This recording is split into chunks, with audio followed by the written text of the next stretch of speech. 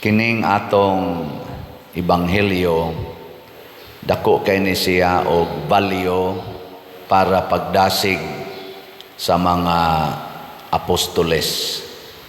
Ngano man tungod kay ang ilang naagian, ang ilang nasinati pulos gyud katumanan sa ilang pagsunod sa Ginoo, ug usa na ni ana kana gyung kalagutan sila, dumtan sila, ug lutoson sila.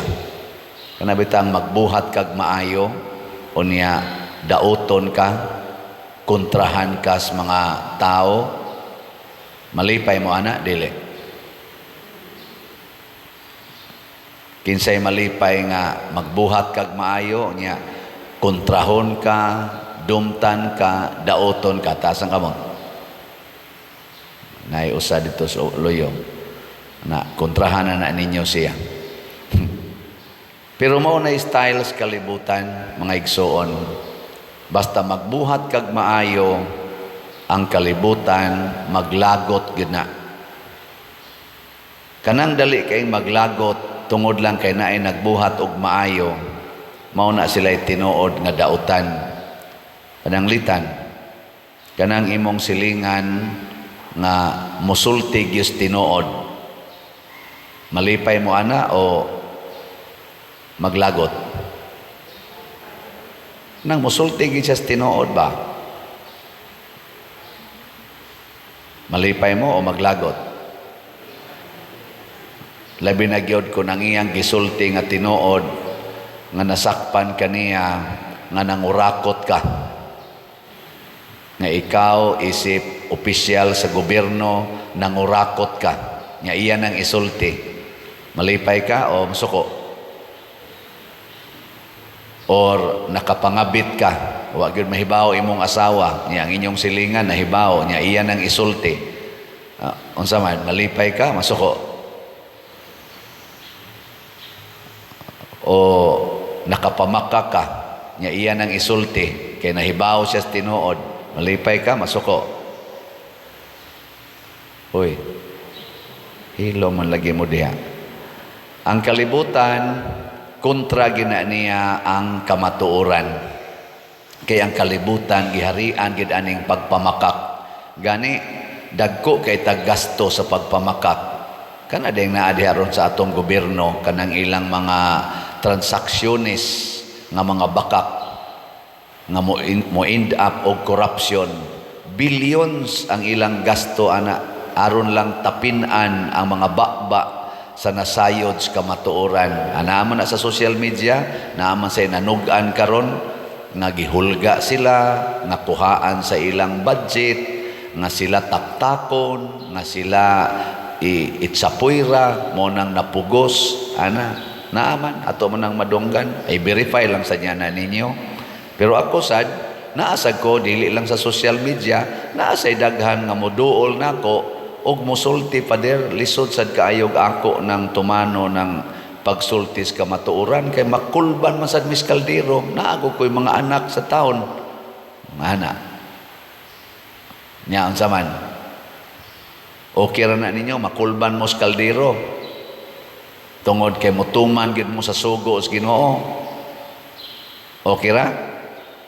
Nasa uban, okay ra nila. Nagir uban, nga priso na. Tungod kay gipapriso sa mga authorities nga nagmando nila nga ayaw gyud sultis tinuod. Musulti gani ka, ayaw pagmahay. Wala, gipangpriso. Ang uban, gipangpatay gyud. Pero mao gina ang kalibutan. Mo na nga niingon si Kristo, kung ang kalibutan masuko na gani ninyo, masilag na gani ninyo, hinumdumi nga ako mao'y ilang gikasilagan. Kay kung magsunod mo sa kamatuoran, magbuhat mo unsay akong gisugo, ang kalibutan mo react gid na. Mo react, nabitay usahay na imo text nako or mo tawag nako, pader unsay imong reaksyon, kay ang imong wali ni adto aning adlaw na may daghang ni react, mura mag nasuko, unsa may imong ikatubag, nga moingon dayon ko, di na lang ko mutubag oy, og moari sila diri sa parokya, mag-istorya lang niya ami. Kaya wa man ko magwali dinhi para pag sangyaw sa akong gusto. Ang akong giwali na ningkamot man ko nga makaamgo ta unsay gustos Ginoo. Ana ba? Nya na man gid anay maigo. Paras ninyo gud dinhi ingnon nako nga pamalit gid mo og slat. Na man gid dili mo palit og slat. Di magyaw-yaw ginainig lakaw yung kaning paria ba kada wali slat ra gihisgutan. Mana man na. Pero dili nimo tan-awon ang konteksto nganong moingon ko pamalit mo og slat. Unsa may konteksto ana? Aron mahimo mong aktibo nga sakop sa simbahan kay kanang maong slat-slat nato sama aning SBF dag ibayad nas kumbinto kay napatay bayronon ang ato sang GHDP ato sa nang itiwas og panghatag atong mga selebrasyon nato sa pista.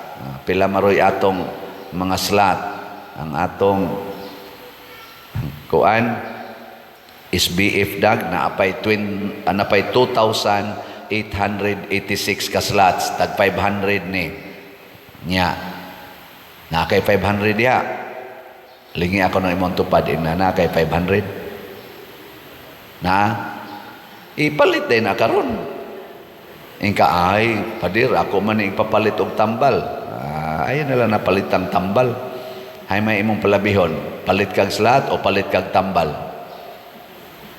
Ikan ay hukom ana. Basta katong biyuda nga gihisgutan ni Kristo, igpapalit niya pagkaon, katapusan to niyang kwarta para sa iyang anak o para niya. Pero iyang gihug sa kolekta didto sa templo. Wa na siya kwarta, wa na siya mapalit nga pagkaon. Kay tungod, mas priority niya ang paghalad ngadto sa Ginoo kaysa pagpakaon sa iyang lawas nga hinimo ras Ginoo. Na gitaw. Depende na sa atong priority. Nya nga atong God's Healing and Deliverance Powers GHDP na apatay 19,567 ka slots tag 100 pesos ra ni per slot. Lain na sang lingi. Na pila ka book 100 nimo diha. Nga ba pila ka book 100. Di jud ka kagahin bisag usa lang ana imong ipalit. Basig nahimo kang bakakon, nagsigi kang ingon, wa gyud koy kwarta, uy lisod kay kustanan. Ang byuda balik gyapon ta. Ang byuda wa na siya ikapalit, pero iyang gihog ang tanan. Ngano man kay nahibaw man siya na ang iyang gihalaran niadtong tanan nga iyang gisaligan sa pagkabuhi o sa iyang pagkaon anang adlaw mao ang naghimo sa iyang kinabuhi og tag-iya sa tibuok kalibutan. Murabag kung pangayoon sa Ginoo ang tanan nimong kwarta karon, ihatag ba nimo dili? Tubag. Kung iya bang pangayoon ang tanan nimong kwarta karon, ihatag nimo dili? Kusga. Siya di gid mo tubag. Usbon ako ha, kung pangayoon niya ang imong tanang kwarta karon, imo bang ihatag dili? Kanang siya gid mo mangayo bang Ginoo gid mismo ba? Ihatag dili?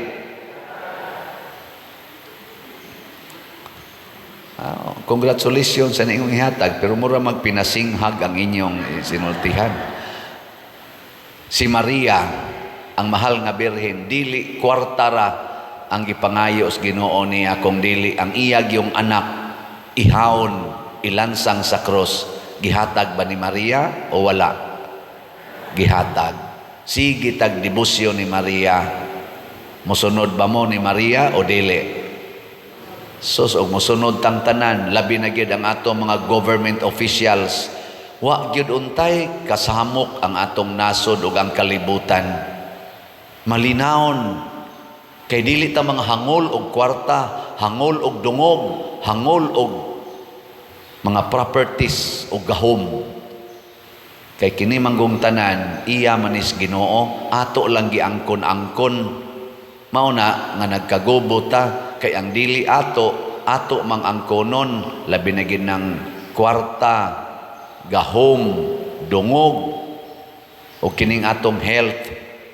angkon taani mukalit rarbalantag kamatay sige kag pundog kwarta minilyon pagani ang uban binilyon kay para kunuhay sa imong future nya karon na lang day kang gabi kay makras na ng eroplanong imong gisakyan karong taod-taod, di ba?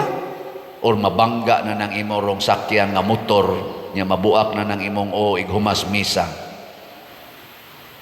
nya di jud ka mohog kolekta kay para na nimo panihapon nya karon na lang day kang orasa. Nakuha mo? Ang kapadir ay sag panongo Di man ko manongo kay reality man na magani nagduwa rag tennis, Father Fernando Suarez nagduwag tennis, na magani ni apil og triathlon, nangamatay ra dias ilang giapilan. Nay nagduwag basketball, pagliap, tugpa, ditsum collapse, patay sa dayon. Manginana ba? Kamo pa ba? Ako pa ba? Mo'y dili mahitabuan ana. Muna, ang ako lang gihisgutan nga di ta managana pagsunod sa Ginoo. Dili ta mahadlok dumtan sa kalibutan basta nagsunod tas Ginoo. Be happy. Lain na sang lingi sa imong tupad. Ing na akong isaad. Isulti ba? Na akong isaad. Din adyo ko masuko. Ina, ako isaad, din adyo ko masuko. Maingon na imong tupad, hinaot pa unta. Oy, kanindot anag din aka masuko kay kon pananglitan, ikaw gidikanan, tubag-tubagon kas imong anak, moingon din ka, liwat na ko aning Kristo nga gitubag-tubag sa mga tao nga iyang gihigugma. Di ba? Ikaw asawa, tamparoson kas imong bana. Ingon ka, liwat na kong Kristo nga gitamparos pod. Di waja pun kay reklamo.